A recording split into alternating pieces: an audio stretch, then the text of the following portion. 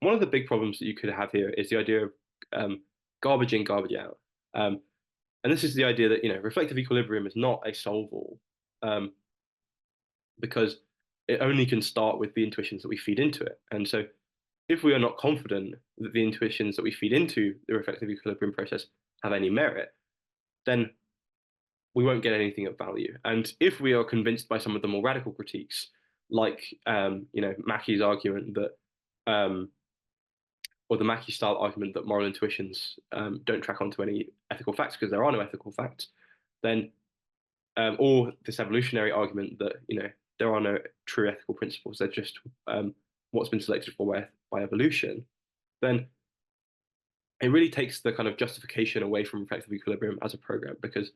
you might wonder what the justification is for going through all this process if you don't think that your intuitions are worth anything to start with, if they don't have any chance of getting to a reliable moral insight. And the concern here is that we risk getting coherence without truth. So we're going to get to a stage where we have a coherent set of principles and intuitions, but that doesn't mean much if we don't think that any of them stand a chance of being true. They can all be true together, but none of them are true, and that's a big risk. And second kind of prong of this objection is that fine, even if we don't accept these kind of problems that we're talking about these kind of radical suggestions that maybe there is no truth to moral matters and our intuitions aren't tracking onto any real truth. We might worry that reflective equilibrium still has what's called a conservative bias. So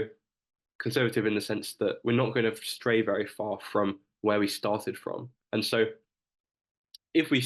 go for reflective equilibrium, it seems most likely that the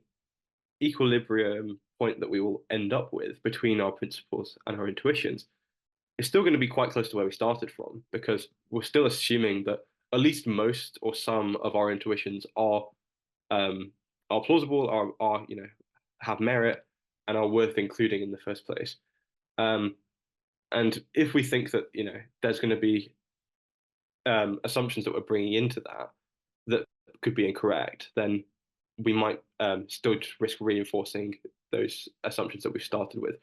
And so, if you are somebody like Peter Singer who believes that the true ethical theory is one that's actually quite far away from our intuitions in practice, then you're not going to be a fan of reflective equilibrium because it privileges the intuitions that we begin with. And if you want to reject those intuitions and suggest that they're unreliable, then reflective equilibrium doesn't do much but kind of slightly adjust them. Whereas you might argue, if you're Singer, that what we should be doing is rejecting them whole cloth.